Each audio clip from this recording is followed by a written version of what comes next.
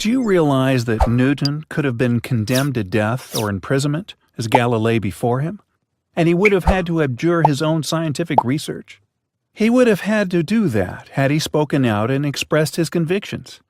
At the time, this was considered a crime liable to capital punishment. Newton believed that the concept of the Trinity is insupportable. He had to face problems because of his belief. When Newton joined Trinity College at the University of Cambridge, he was required to take orders and be ordained as a priest. But he continued to put this off indefinitely. When he was selected for the Lucasian chair, he requested a personal appeal to King Charles II, requesting that he be exempted from this requirement because he did not believe in the Trinity. Plainly put, Newton believed in the one God. Amazingly, his concept of God and Jesus was close to the Islamic concept. His biographer, Richard Westphal, writes, Newton recognized Christ as a divine mediator between God and man who was subordinate to the Father who created him. Newton then considered Jesus an intermediary between God and man, and that he was subject to his Creator. Indeed, God's messengers have such intermediate roles between God and his creation, and they are subject to God's will like all creatures. Newton followed Arius, who was a Unitarian, and rejected Athanasius, who believed in the Trinity. Newton believed in an omnipotent and omniscient God.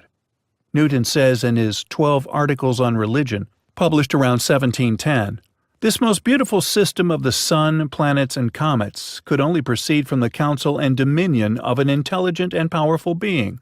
There is one God, the Father, ever-living, omnipresent, omniscient, almighty, the maker of heaven and earth, and one mediator between God and man. That man is Christ Jesus. We are to return thanks to the Father alone for creating us and giving us food and raiment and other blessings." Newton studied the gospel more than he studied any other thing, and he arrived at the conclusion that numerous texts were introduced and inserted into the gospel asserting the divinity of Jesus Christ. These texts were not part of the gospel before. The Islamic belief that is stated by God in the Quran, the only true faith acceptable to God is man's self-surrender to Him, and it's the message of all messengers and prophets, Adam, Noah, Moses, Jesus, and Muhammad. It's one message from God.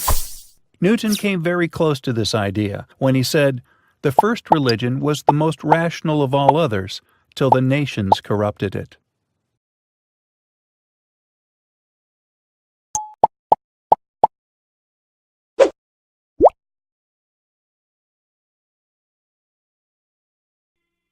قل هو الله أحد